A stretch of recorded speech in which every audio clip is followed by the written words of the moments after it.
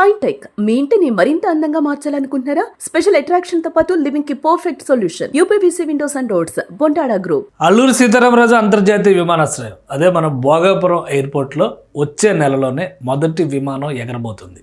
దీనికి సంబంధించినటువంటి విషయాన్ని కేంద్ర మంత్రి, విమానయాన శాఖ మంత్రి కింజరాపు రామ్మోహన్ నాయుడు అధికారికంగానే ప్రకటించారు.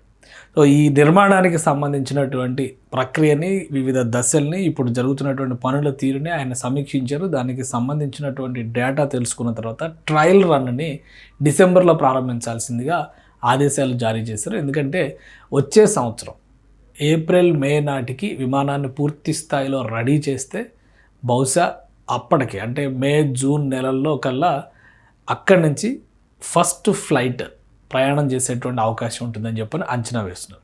సో ఆయన సందర్శించిన తర్వాత ఈ కీలకమైనటువంటి ప్రకటన చేశారు. కార్మికులతో కలిసి తిరిగారు. మొత్తం పని జరుగుతున్నటువంటి విధానం అంతా కూడా సమీక్షించారు. భోగాపురం ఇంటర్నేషనల్ ఎయిర్పోర్ట్ అని ఇప్పటిదాకా మనం అనుకున్నాం, అది అల్లూరి సీతారామరాజు ఇంటర్నేషనల్ ఎయిర్పోర్ట్ భోగాపురంగా మార్చారు. కాబట్టి ఆ విమానాశ్రయాన్ని ఎట్టి పరిస్థితుల్లో ఈ సంవత్సరం ప్రారంభించాలనేటువంటి సంకల్పంతో పనిచేస్తున్నారు. 2026 మే, జూన్ కల్లా ఇది రెడీ అవుతుంది. ట్రయల్ రన్ని డిసెంబర్లోనే ప్రారంభిస్తారు.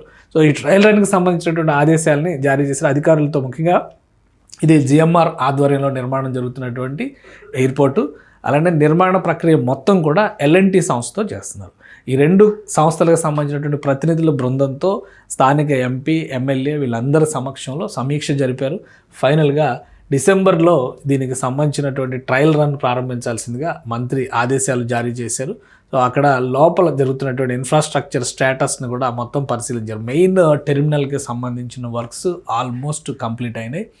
రన్వేకి సంబంధించినటువంటి పనులు అయితే రెడీ అయిపోయింది. అంటే రన్వే ఇప్పుడు ఎగరడానికి రెడీగా ఉన్నట్టుగానే మనం అర్థం చేసుకోవాలి. అందుకనే ఈ నిర్ణయం తీసుకున్నట్టుగా రామ్మోహన్ నాయుడు సమాచారాన్ని ఒక ట్వీట్ కూడా చేశారు. అలానే ఇక్కడ జరిగినటువంటి సమీక్షలో అధికారులు ఇచ్చినటువంటి సమాచారం మేరకు ఆయన నిర్ణయం తీసుకున్నారు. ఇది రన్వేకి సంబంధించి 3800 కిలోమీటర్ల పొడవైనటువంటి రన్వే ఇది రెడీ అయిపోయింది. రన్వే రెడీ అయిపోయింది. ఇక ఆ యాంబియన్స్ మొత్తం చేయడానికి కొంత వర్క్ జరగవచ్చు, కానీ రన్వే అయితే రెడీ టు యూజ్ అని చెప్పని చెప్తారు. అలానే పనులకి సంబంధించి ఇది 75% air traffic control room, ATC అంటారు కదా, అది రెడీ అయింది. 75% రెడీ అయింది. 2 నెలల్లో పూర్తిగా రెడీ అవుతుందని చెప్పని చెప్తున్నారు. సో మొత్తం ప్రాజెక్టుకు సంబంధించి అంటే ఇటు టెర్మినల్ కావచ్చు, మిగతా వ్యవహారాలు అంతా చూస్తే కనుక 91% వరకు కంప్లీట్ అయినట్టుగా చెప్తున్నారు. చుట్టుపక్కల గ్రీనరీ డెవలప్మెంట్, బ్యూటిఫికేషన్ వీటిపైన మాత్రమే ఫోకస్ పెట్టాల్సినటువంటి అవసరం ఉంది. అందుకే ఈ సమీక్ష అనంతరం రామ్మోహన్ నాయుడు గారు ఒక ఆదేశం జారీ చేశారు. డిసెంబర్లో ట్రయల్ రన్ స్టార్ట్ అయితే మినిమం 3 months వరకు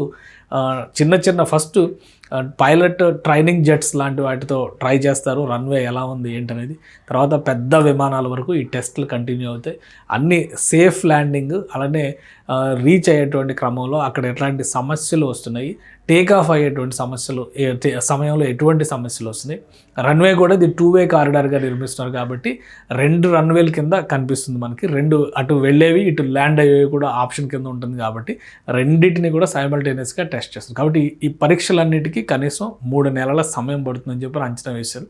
విమానాల పరీక్షలు రాకపోకలకి అంటే ల్యాండింగ్, టేక్ ఆఫ్ పైన పరీక్షలు జరుగుతూనే ఉంటాయి. మిగతా వర్క్స్ ప్యారలల్గా కొనసాగుతూ ఉంటాయి. కాబట్టి 90% వరకు పనులు కంప్లీట్ అయినాయి అన్నారు. కాబట్టి మే, జూన్ నెలల్లో మొదటి విమానం అంటే ప్రయాణికులతో కూడినటువంటి విమానం, ప్యాసింజర్ విమానం బయలుదేరేటువంటి అవకాశం ఉంటుంది. దానికి తగ్గట్టుగా ప్రణాళికను సిద్ధం చేస్తారు. సో అమరావతికి సంబంధించి ఎలా అయితే రకరకాల ప్రకటనలు వస్తున్నాయో డెవలప్మెంట్ విషయంలో, వైజాగ్కి సంబంధించి కూడా అనేక ఇండస్ట్రీస్, పరిశ్రమలు వస్తున్నాయనేటువంటి విషయాలకి క్లారిటీ వస్తుంది. బోల్డని ఎంఓయూలు కూడా కుదురుతున్నాయి. వైజాగ్కి దగ్గరగా అంతర్జాతీయ విమానాశ్రయం భోగాపురం ఇంటర్నేషనల్ ఎయిర్పోర్ట్ కనుక అమల్లోకి, అందుబాటులోకి వస్తే కనుక మరింత ఎక్కువగా ఇక్కడ సద్వినియోగం జరుగుతున్నటువంటి ఆలోచన ఉంది. అలానే వైజాగ్ని, భోగాపురం ఈ రెండింటికి మధ్యలో ఉన్నటువంటి డిస్టెన్స్లో కూడా అనేక డెవలప్మెంట్ యాక్టివిటీస్ని చేపట్టే ప్రయత్నాలు ఆంధ్రప్రదేశ్ ప్రభుత్వం చేస్తోంది. కాబట్టి ఈ విమానాశ్రయం వీలైనంత వేగంగా అందుబాటులోకి తీసుకురావాలనేటువంటి ప్రణాళికతో రాష్ట్ర ప్రభుత్వం కసరత్తు చేసింది. ఖచ్చితంగా వచ్చే ఏడాది ఇక్కడ ప్యాసింజర్ ట్రాఫిక్ మొదలవడం అనేది ఖాయంగా కనిపిస్తుంది.